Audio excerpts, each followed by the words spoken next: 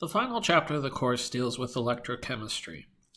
You're probably already familiar with electrochemistry, as without a doubt it has had the most dramatic impact on the world we live in today.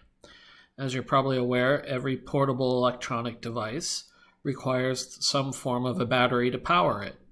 Whether it's a cell phone, a tablet, or even a car, electrochemistry has been found to be a necessary component of the world we live in.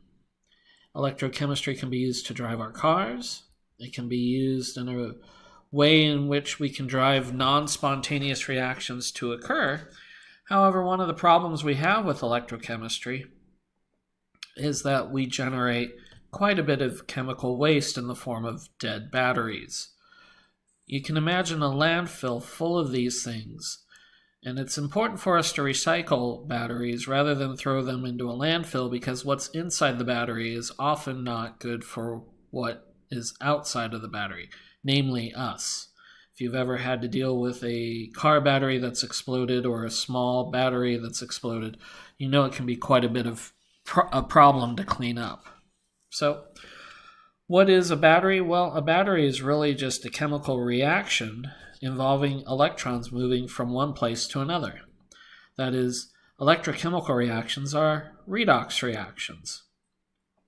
So we need to have electrons come from a source and have them move to a destination.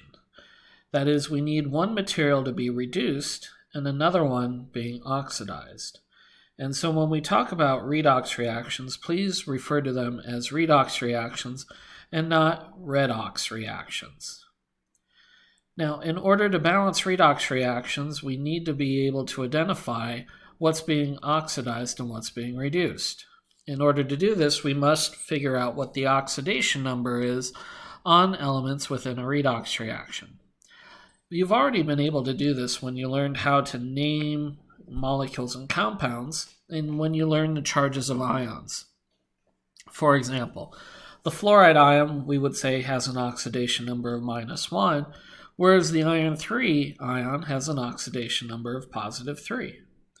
When it comes time to assign oxidation numbers to molecules and compounds, remember that elements in their elemental form always have an oxidation number of 0. The oxidation number of a monatomic ion is the same as that of its charge. Nonmetals have negative oxidation numbers unless they're paired up with oxygen, in which case they can have positive numbers. Recall that oxygen always has an oxidation number of -2 unless you see the word peroxide in the name, in which case it has an oxidation number of -1. The hydrogen ion has an oxidation number of -1 when bonded to a metal, that is in the form of a hydride, but it is always a +1 when it's bonded to a nonmetal. When we deal with molecules and compounds, keep in mind that if it's neutral, the sum of the oxidation numbers has to equal 0. Otherwise, we have an ion. If we have a polyatomic ion, then the sum of the oxidation numbers must be equal to that